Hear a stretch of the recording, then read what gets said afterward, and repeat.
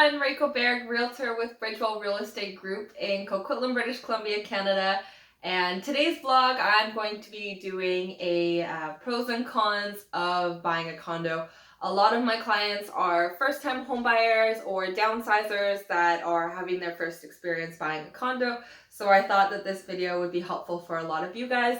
So I've separated my main pros and my main cons, and I'm going to be going through each of them in detail on my whiteboard. My lighting is not the best in this room, so I'm sorry if something is not super visible or if it's a little bit dark in here, but hopefully you guys can survive through this video. So starting off with the pros, one of the first pros is obviously the price. Condos, like I said, a lot of first-time home buyers, and so it is an entry-level price. Condos typically are, starting at 1 beds. We do have some studios as well. 2-bed properties, whereas townhouses, oftentimes you're looking at 3 bedrooms, 4 bedrooms, and houses, more and more bedrooms, right? So because there's a lesser amount of bedrooms and a lesser amount of square footage, condos are usually more of an affordable option in terms of price for most people. Next one is you have lower maintenance. So this is really a big one for people that are downsizing specifically. You don't have to do landscaping. You don't need to be an expert in, roofs or anything like that. You pay a strata maintenance fee every single month, typically on the first of the month. And that is going to go towards the operating budget to help the strata maintain the grounds of the property or the building, maybe maintain the amenities if you have amenities in your condo building, landscaping, things like that. So it's just going to be less work overall for you because you don't have to do any of the maintenance with regards to, the hallways, any of the common property or the building itself. Yourself, or even, hire sub-trades or get quotes and things like that. That's what the strata is there to do. So lower maintenance is really a big pro for purchasing a condo. Another one of the pros is amenities. A lot of buildings will have amenities in the building or maybe the developments themselves.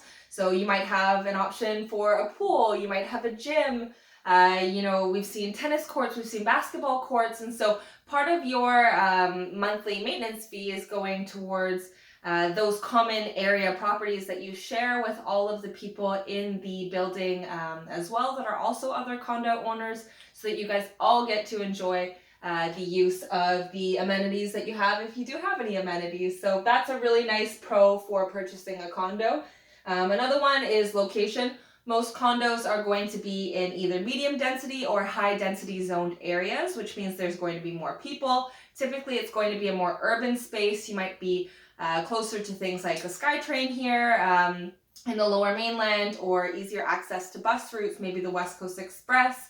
You're typically going to be close to a mall, and even if the particular area that you're purchasing this condo in isn't necessarily developed yet, just because cities are moving to something that's more high density, it's very, very likely that the area that you are able to purchase a condo is going to be much more urban. If not now, then definitely in the future. So something to keep into consideration if location is really important for you and just accessibility overall. Condos are a really, really great option when it comes to location being absolute number one. The other thing is there are shared costs for condos as well. So going back to this lower amount of maintenance, right? Everybody pitches in with the strata fee that they pay on a monthly basis, and that goes to something called the contingency reserve fund, which is essentially the strata's bank account, their savings account. And a portion of it will also go to the annual operating fund. So the thing that I'm talking about with regards to share costs is yes, it's a share cost in terms of hiring a landscaper or hiring a caretaker with everybody in the building, whereas if you were to do that on your own, it would be a lot more expensive. But I'm also talking about shared costs like if you have to replace a roof.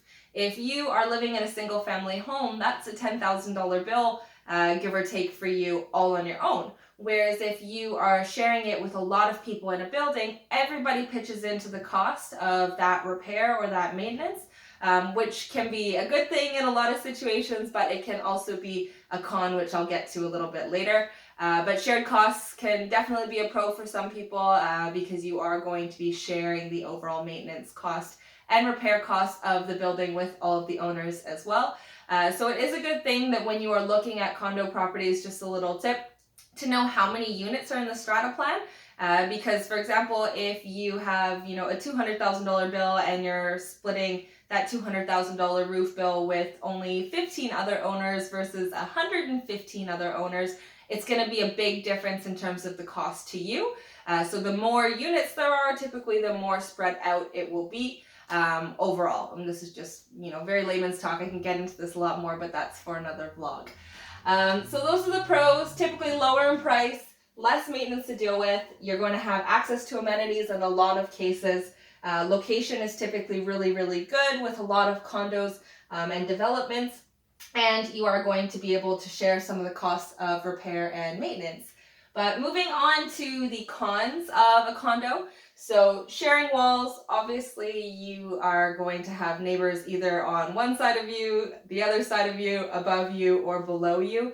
When you're in a condo building, you're going to be sharing a common hallway, so you might have people coming up and down the hallway at all hours of the night, or going to the elevator, or maybe there's a baby crying upstairs, or people stomping, kids going around. So it's not going to be the most private, quiet option.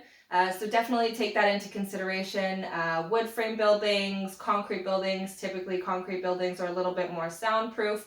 But with that being said, a lot of condos, they have bylaws that require a certain level of underlay or, a percentage of rugs to be used to help with noise control. So everybody does their part to do what they can, but it's not going to be absolutely silent like a single family home where you don't have any walls attached to you with another neighbor or anything like that.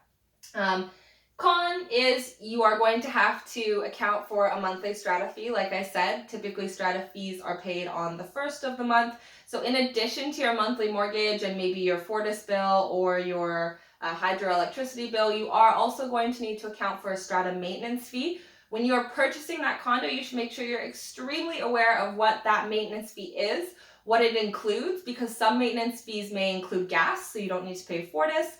Some of them include hot water if the building is on a boiler system versus a hot water tank being in the unit. So just making sure you're aware of what's included in that maintenance fee, how much that maintenance fee is, and then also looking at the depreciation report and giving yourselves a really good idea of how that maintenance fee could potentially increase as the building gets older and more maintenance is required. So again, I can go into this for a very, very long time, and I can definitely do this in another vlog as well with regards to just knowing what makes the maintenance fee and what a part of the maintenance fee is. But just be aware that you are going to have to pay maintenance fees, and it's typically going to be at least a couple $100 in the Lower Mainland at least. I'm not sure about other areas.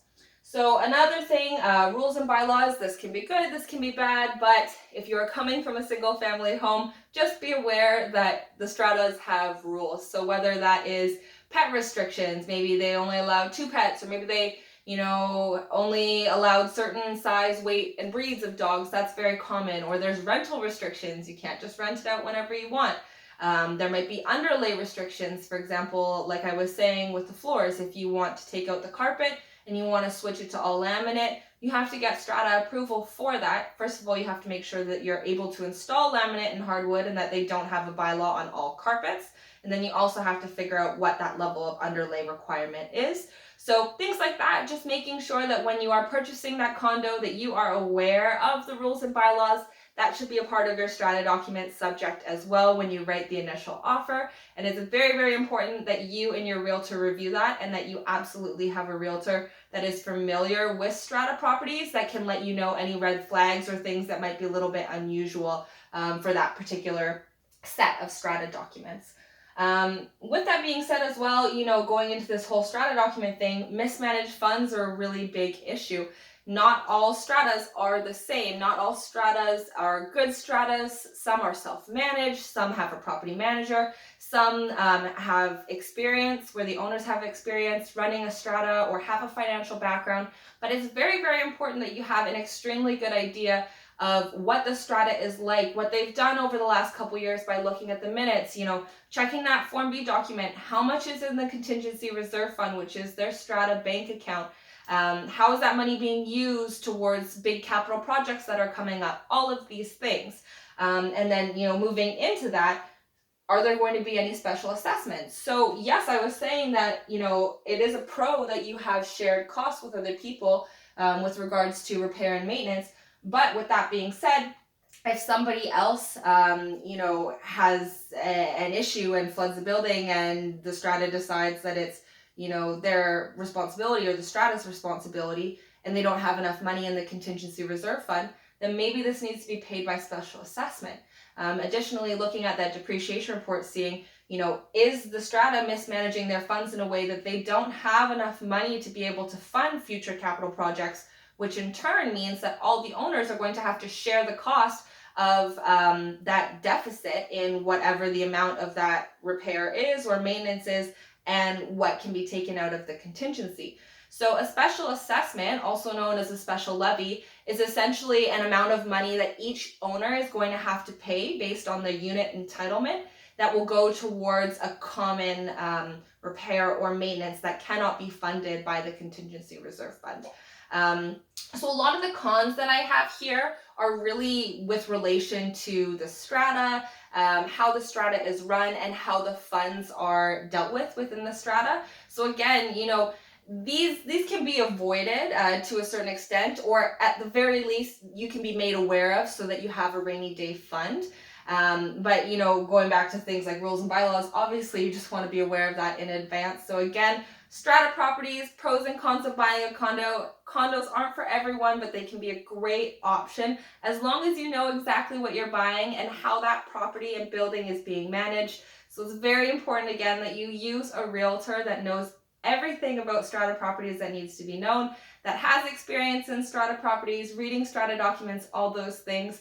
So if you guys do have any additional questions, I hope that this video helped kind of separating a lot of the pros of condos and what you can expect. That are really, really great things. I love condo properties. We have a lot of clients buying condos and they absolutely love them. But just being made aware of the cons and what you should expect so that there aren't any surprises and that you know that it's for you in advance. But otherwise, there's always the option of considering townhouses or single family homes, given that the price is within your budget. So if you guys do have any questions about strata properties or real estate in general and are looking to buy or sell, definitely feel free to reach out to me anytime. Mariko Berg. Again, I'm a realtor with Bridgewell Real Estate Group in Coquitlam, British Columbia, Canada. But I pretty much serve all of the Lower Mainland, so I'm happy to help if you guys are looking for somebody to buy or sell that you need help with.